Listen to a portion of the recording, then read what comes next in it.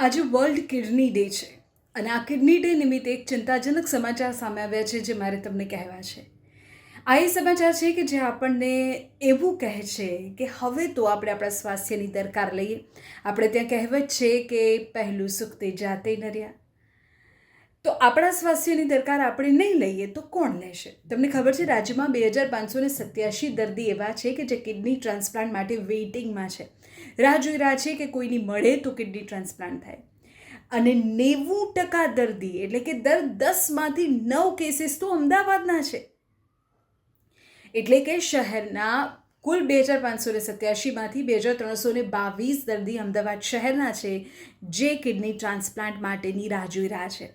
એક વખત કિડની મળી ગઈ એટલે લાઈફ એટલી ઇઝી તો નથી થઈ જતી. કેટલો સમય રિકવર થવામાં લાગે છે.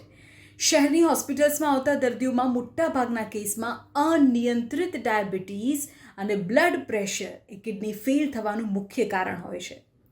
તમને કહી દો કે 70%થી વધુ દર્દીઓ એવા છે કે જેમાં બંને બીમારીઓ છે. એટલે જો તમે ડાયાબિટીસ કે બીપીના પેશન્ટ છો તો દર 3 મહિને કિડનીનો રિપોર્ટ કરાવો, તમારા શરીરને ચેક કરાવો કે ક્યાંક બીજે તો કોઈ ખામી નથી સર્જાઈ રહી ને. આ બંને બીમારીઓમાં જ્યારે લોકો આંખ આડા કાન કરે, પૂરતું ધ્યાન ન આપે ત્યારે કિડનીની કાર્યક્ષમતા ઘટે છે અને અંતે કિડની નિષ્ફળ જવાની સ્થિતિ સર્જાય છે. લાંબા સમય સુધી બ્લડ શુગર અને બ્લડ પ્રેશર નિયંત્રણમાં ન રહે તો કિડનીના ફિલ્ટરિંગ યુનિટ્સને નુકસાન પહોંચે છે. આ ઉપરાંત નાની મોટી શારીરિક પીડા પણ થાય ત્યારે આપણે ડૉક્ટરની સલાહ વગર પેઇનકિલર લઈ લઈએ છીએ. કશુંક થયું છે, ઘરમાં દવાનો થપ્પો રાખીએ જ કે ચલો આ થયું છે આ દવા લઈ લો, આ થયું છે તો આ દવા લઈ લો.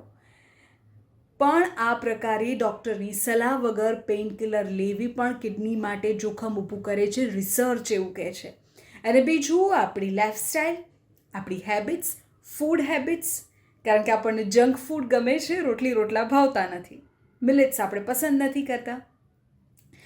વધુ મીઠું અને જંક ફૂડ અને ઓછું પાણી તમારા શરીરને નુકસાન પહોંચાડે છે, તમારી ડાયજેશન સિસ્ટમને અસર પહોંચાડે છે, ઓબેસિટી લાવે છે, કિડનીને નુકસાન પહોંચાડે છે. ખોરાકમાં ઉપરથી ઉમેરાતું મીઠું પણ શરીરમાં સોડિયમનું પ્રમાણ વધારે છે, બ્લડ પ્રેશરને અનિયંત્રિત કરે છે.